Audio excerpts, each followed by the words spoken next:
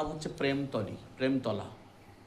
এখানে নরোত্তম দাস ঠাকুর মহাশয় স্নান করতে এসে মহাপ্রভুর প্রদত্ত রক্ষিত প্রেম প্রাপ্ত হয়েছিলেন।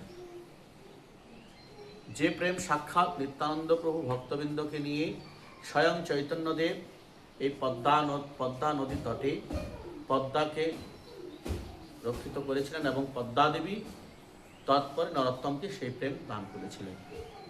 মহাপ্রভু পদ্মাকে বলেছিলেন, হে পদ্মা, তুমি এই প্রেম রাখো, এই প্রেম নরোত্তম নামে এক ব্যক্তি আসবে, তাকে তুমি দেবে।